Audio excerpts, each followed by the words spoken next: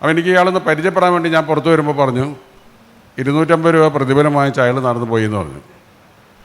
അപ്പോൾ അങ്ങനെ പരസ്പരം പരിചയപ്പെടാൻ പറ്റാതെ പോയ രണ്ട് കാഴ്ചകളാണ് ഞങ്ങൾ തമ്മിലുള്ളത്. അന്ന് അറിയില്ല രണ്ടുപേരും ഒരു വഴിയിലൂടെ ഇങ്ങനെ സഞ്ചരിക്കേണ്ടതാണെന്നുള്ളത്. ഇങ്ങനെ ഒരു സെഷൻ ശ്രീനി കാണുന്നുണ്ടെങ്കിൽ ശ്രീനി എന്താ പറയാമെന്നാണ് ഞാൻ ആലോചിക്കുന്നത്. നീ എന്നെപ്പറ്റി ഇങ്ങനെ വന്ന് സംസാരിക്കാറായോ എന്ന് പുള്ളി മനസ്സുകൊണ്ട് വിചാരിക്കുന്നുണ്ടാവും. ശ്രീനിവാസൻ ഇല്ലെങ്കിൽ ഇന്നത്തെ ഞാനില്ല എന്നുള്ളത് ഞാൻ പലയിടത്തും പറയാറുണ്ട്. അതൊരു സത്യമാണ്. കുറുക്കൻ്റെ കല്യാണം എന്നുള്ള സിനിമ തൊട്ട് തുടങ്ങിയ എൻ്റെ സിനിമാ ജീവിതം ഒരു പ്രത്യേക പാതയിലേക്ക് എത്തുന്നത് TP ബാലഗോപാലൻ MA എന്ന സിനിമയിലൂടെയാണ്. അത് ശ്രീനിവാസൻ വന്നതിന് ശേഷമാണ്. അപ്പോഴാണ് നമ്മൾ പറയാറുണ്ട്, നാടൻ ഭാഷയിൽ പറയാറുണ്ട്, എനത്തിനെ തിരിച്ചറിയുക എന്നുള്ളത്. ഞങ്ങൾ പരസ്പരം അങ്ങനെ തിരിച്ചറിഞ്ഞ രണ്ട് ആളുകളാണ്.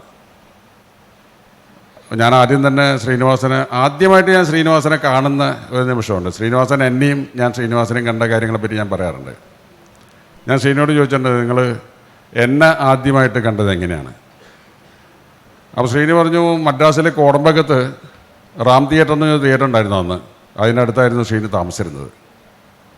അപ്പോൾ ഏതോ സുഹൃത്തിനോട് കൂടിയിട്ട് ഒരു നാരങ്ങ വെള്ളം കുടിച്ച് ഒരു സിഗരറ്റും പുകച്ച് ഒരു കടയിൽ നിൽക്കുമ്പോൾ അതിൻ്റെ എതിർവശത്തെ ബസ് സ്റ്റോപ്പിൽ വടപളനിയിലേക്കുള്ള 17-ാം നമ്പർ ബസ്സും കാത്ത് മുണ്ടും മലച്ചുകുത്തി മെലിഞ്ഞ് കുറേ മുടിയൊക്കെ ആയിട്ട് ഒരു പയ്യൻ നിൽക്കുന്നുണ്ട് കണ്ടു. അപ്പോൾ ശ്രീനിവാസൻ്റെ കൂടെ ഉണ്ടായിരുന്ന സുഹൃത്ത് പറഞ്ഞു, അതാണ് സത്യൻ അന്തിക്കാട്, അസിസ്റ്റൻ്റ് ഡയറക്ടറാണ്, ഡോക്ടർ ബാലകൃഷ്ണൻ്റെ സിനിമകളിലൊക്കെ പാട്ട് എഴുതുന്ന ആളാണ്, ഒരു നിമിഷം തരും നിന്നിലറിയ എന്നുള്ള പാട്ടൊക്കെ എഴുതിയ ആളാണ്. അപ്പോൾ ശ്രീനി എന്നെ അങ്ങനെ കൗതുകത്തോടു കൂടി നോക്കി നിന്നു എന്ന് പറഞ്ഞിട്ടുണ്ട്. അന്ന് എനിക്ക് 21 വയസ്സാണ് പ്രായം. ഞാനത് കണ്ടിട്ടില്ല. ഞാൻ ശ്രീനിവാസനെ കാണുന്നത് പിന്നെയും കുറേ കഴിഞ്ഞ് ഞാൻ സംവിധായകനായതിനു ശേഷം മണ്ടന്മാർ ലണ്ടനിൽ നിന്നുള്ളൊരു സിനിമ ചെയ്തപ്പോൾ ആ സിനിമയിൽ ഇൻട്രൊഡക്ഷൻ വേണം. ഒരു തുടക്കത്തിൽ കഥാപാത്രങ്ങളെ പരിചയപ്പെടുത്തുന്നുണ്ട്. ഇപ്പോഴും യൂട്യൂബിലൊക്കെ ആ സിനിമയുണ്ടെന്ന് തോന്നുന്നു. തലയില്ലാക്കുന്ന എന്ന ഗ്രാമം, അവിടെ ഇങ്ങനെ ഒരു ബാർബർ, ഇങ്ങനെ ഒരു ചായപ്പിടിക്കാരൻ, ഇങ്ങനെ ഒരു ചെത്തുകാരൻ എന്നൊക്കെ ഓരോരുത്തരെ ക്യാരക്ടേഴ്സിനെ പരിചയപ്പെടുത്തുന്ന ഒരു വോയിസ് ഓവർ വേണം. അപ്പോൾ എൻ്റെ അടുത്ത് പ്രൊഡക്ഷൻ മാനേജർ പറഞ്ഞു, മമ്മൂട്ടിക്കൊക്കെ ചില സിനിമകളിൽ ശബ്ദം കൊടുക്കുന്ന ശ്രീനിവാസൻ എന്ന് പറഞ്ഞ ഒരാളുണ്ട് ഇവിടെ, നമുക്ക് അയാളെ വിളിക്കാം എന്ന് പറഞ്ഞു. ഞാൻ പറഞ്ഞു ആയിക്കോട്ടെ, ഏതോ ഒരു ശ്രീനിവാസൻ അതിലേ നമുക്ക് അറിയുന്നുള്ളൂ.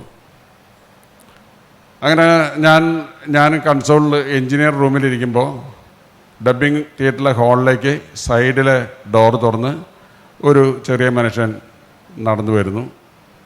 അപ്പോൾ ഞാൻ എൻ്റെ അസിസ്റ്റൻ്റ് അദ്ദേഹത്തിന് വായിക്കാനുള്ള ആ സ്ക്രിപ്റ്റ് കൊണ്ടു കൊടുക്കുന്നു. മൈക്കിലൂടെ അദ്ദേഹം അത് വായിച്ച് കേൾപ്പിക്കുന്നു. അതിൻ്റെ കറക്ഷൻസ് ഞാൻ പറയുന്നു.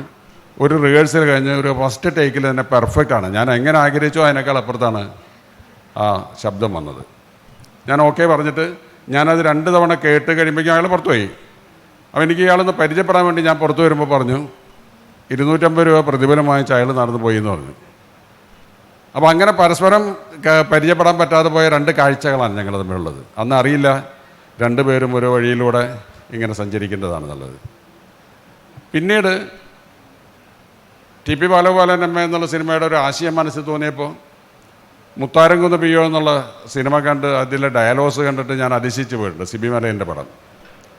അന്ന് ശ്രീനിവാസനെ ഞാൻ തോളിൽ കൈയിട്ട് ഞാൻ അഭിനന്ദിച്ചിട്ടുണ്ട്. അതിൻ്റെ ഓർമ്മ വെച്ചിട്ടാണ് ഞാൻ ശ്രീനിവാസനെ വിളിക്കുന്നത്. അതിനു മുമ്പ് തന്നെ പ്രിയദർശൻ്റെ ഓടരുതമ്മ ആളറിയാലും കുറേ പടങ്ങളിൽ ശ്രീനിവാസൻ്റെ ഒരു സാന്നിധ്യം നമ്മൾ കണ്ടിട്ടുണ്ട്. ആ മുത്താരംകുന്ന് പിയോൻ്റെ ഒരു ഓർമ്മ വെച്ചിട്ട് ശ്രീനിവാസന് ടെലഗ്രാം ചെയ്യണം. അന്ന് ഫോണൊന്നുമില്ല, എനിക്കും ഫോണില്ല, ശ്രീനിവാസന് ഫോണില്ല. അങ്ങനെയാണ് ശ്രീനിവാസൻ ഞാൻ പറഞ്ഞ സ്ഥലത്ത് ഒരു ഹോട്ടലിൽ വന്ന് എന്നോട് ആദ്യം പറഞ്ഞത്, ഞാനൊരു എഴുത്തുകാരനൊന്നുമല്ല, നിങ്ങൾ ആഗ്രഹിക്കുന്ന പോലെ ഒരു തിരക്കഥ എഴുതാൻ സാധിക്കുമെന്ന് എനിക്കൊരു ഉറപ്പുമില്ല, നമുക്കൊന്ന് ശ്രമിച്ചു നോക്കാമെന്ന് പറഞ്ഞു. അങ്ങനെ ആ ശ്രമമാണ് ഈ കുറച്ച് വർഷങ്ങൾക്ക് മുമ്പുള്ള ഞാൻ പ്രകാശൻ വരെ കടന്നുപോയത്.